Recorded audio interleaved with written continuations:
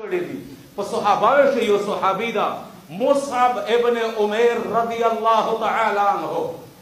دې صحابي په باره کې الله رسول فرمای چې مصعب مولی دلالا 200 درهم جوړا باندې فلور په 200 درهم جوړا ورته کولا دا ډېر مالدار خاندان نو مصعب ابن عمر د ډېر مالدار خاندان نو الله ډېر لوی حسن ور کړاو الله تعالی ډېر لوی خوبي په شي شوی او چې کله کلمات رکړه به هر شای پرېږ دول به قرآن سرانګه خدمات کوي غور سره وروي کله چې کلمات رکړه هر څو نه پوتې شل میوا مېری او اورته په غوتاوا دای په زنجره وټوړ چې کله دته موقع میلاو شو زنجره نه ځون خلاص کو لوړ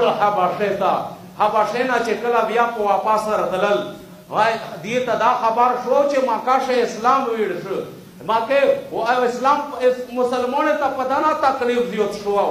انا صحابه راولي چې واقعي په مکه اسلام ویړ شوای او اسلام ویړ شو نو دې ته دوکا ور کړی شو یوا چې کوم صحابه راولي دغه رشتہ دار لیاره تر وتلی وی رشتہ دار یې لیاره تر وتلی د مصعب میر چا ډیر ورته په غوساوا هغه لیاره تر وتلی وا چې کله د صحابه ولیدل چې راولي مکه تر نه وتل او د خپل بچی باندې نظر وچید چې اوچا سره من گگار سار او په ښه باندې تشای نشتا په وجود یې معاملې کا پڑا دوسترګې نه عشق راولله وخت بچیا په دازون د کیمه چاره کړي دي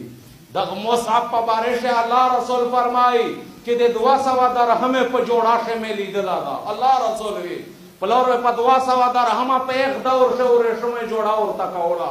کیمه سپلی وی چې پلور ورته جوړاولې په حضرموت شه په میچا باندې دغه تسمه د سره زره وی الله رسول وی چې د ساروي شتون مې ډېر لیدلې دي او مصعب په شان باندې نه مصعب چې کیما خوشبوئی لگاولا پلیار وی لوړ دغه لیار نه وا خوشبوئی تلا او چې کله د قران خدمت ته نیت وکړو او ایمان ترګر شو او الله رسول ملګرا جوړ شو د ارشایونه پوتې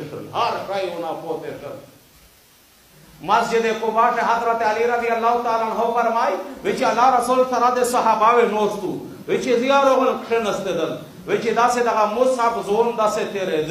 چې په وجود باندې چې کیما کپڑا پاشه ټیټی لګېدلی چې الله رسول چې داسې ورته وکتل چې کنه الله رسول په ډړو لاګیا داسې عشق ونر پرېدل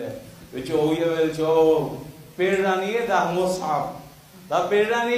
دغه الله دې دین دې پورا سمرا قرباني وکړل سرانګه حالات یې پرېږدي دي چې دا مې په 200 درهم د ورشمه په جوړا کړی دا صحیح ځاتمان د هر شای پرېږدول خود مایندون شه چې شهیدو کپان نو کیم کپان چې سر پلو چې سکو خېو را منډېدل خې پله په سکو سر را منډېدل الله رسول چې سر پله پوس کوي په خې فار و چاهیه دا کیمه خېدي چې فار پا چې دی او کپان نه ملوي دا هغه وی چې خلور و د سره زره سفري او په جوړاولې